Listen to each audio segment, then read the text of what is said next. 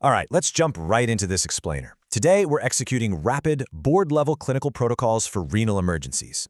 If you're managing complex patients, mastering these hyperdense diagnostic algorithms isn't just a bonus, it's absolutely critical to preventing fatal errors. Here's our roadmap: acid base and Winter's compensation boundaries, hyperkalemia stabilization, hyponatremia correction caps, AKI fractions, and finally, we'll dismantle some disruptive clinical traps. Module 1, Acid-Base Dissection in Winters. Step 1 for any metabolic acidosis, split the differential right down the middle. Calculate your anion gap.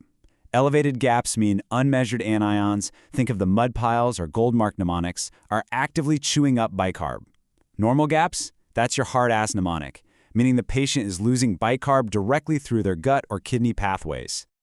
Once you've identified a metabolic acidosis, you have to check the respiratory compensation red line using Winter's formula. It's 1.5 times the bicarbonate plus 8 plus or minus 2.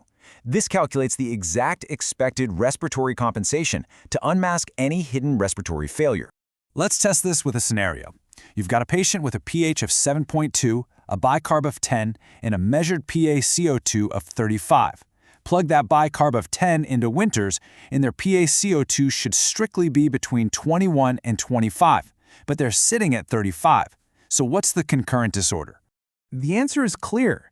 Because that measured 35 far exceeds our calculated boundary, it proves there's a concurrent primary respiratory acidosis.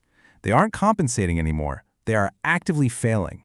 This brings us to a rigid clinical variance rule. When Winters reveals uncompensated respiratory acidosis, you must stabilize that airway immediately. Ordering aggressive ventilatory support completely overrides pushing isolated bicarb infusions.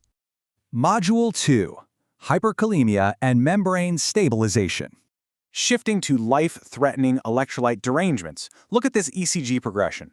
Hyperkalemia makes cardiac myocytes incredibly irritable. Early on, you get these tall, peaked T waves that literally look uncomfortable to sit on. Ignore them, and it rapidly morphs into flattened P waves, a widened QRS, and finally, a deadly sine wave pattern. When you spot those changes, execute the C-big-K sequence instantly. Step 1, IV calcium gluconate. Step 2, bicarb or beta agonists like albuterol. Step 3, insulin paired with glucose. Never alter this sequence. Immediate cardiac stabilization always supersedes intracellular shifting. But here's a massive trap you can't fall into. Calcium gluconate alters the cardiac threshold potential to prevent VFib. It does not lower serum potassium by a single point. It just buys you the crucial minutes needed to administer your shifters and dialyze. Module 3, Hyponatremia, Sodium Correction Caps. Now we're evaluating osmotic fluid shifts. When excess water creates severe hyponatremia, there's an absolute red line. You must never, ever exceed an 8 to 10 milliequivalent correction cap over 24 hours for chronic hyponatremia.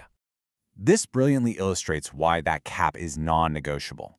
Correct chronic hypernatremia too rapidly, and extracellular sodium exerts massive osmotic pressure, violently ripping water out of neurons. The result is central pontine myelinyllosis. It shears cerebral vessels and causes irreversible flaccid paralysis. Because of this catastrophic risk, restrict 3% hypertonic saline only to severe symptomatic hyponatremia, like sodium under 120 with active seizures. For asymptomatic patients, force yourself into fluid restriction decoys rather than rapid, unmonitored correction. Module 4, Acute Kidney Injury, Prerenal versus ATN. To differentiate acute kidney injury, specifically isolating prerenal hypoperfusion from intrinsic acute tubular necrosis, we rely on strict fractional excretion data. Prerenal states scream for systemic perfusion, BUN to creatinine ratio over 20, ephina under 1%, and benign hyaline casts. Intrinsic ATN, however, is toxic or ischemic damage. The ratio drops below 15, ephina spikes over 2%, and you'll find classic muddy brown granular casts. But wait, what if the patient is on chronic furosemide? Enter the diuretic exception. Active loop diuretic regimens completely invalidate your standard FeNA calculation because they force sodium into the urine, giving you a falsely elevated percentage. The workaround?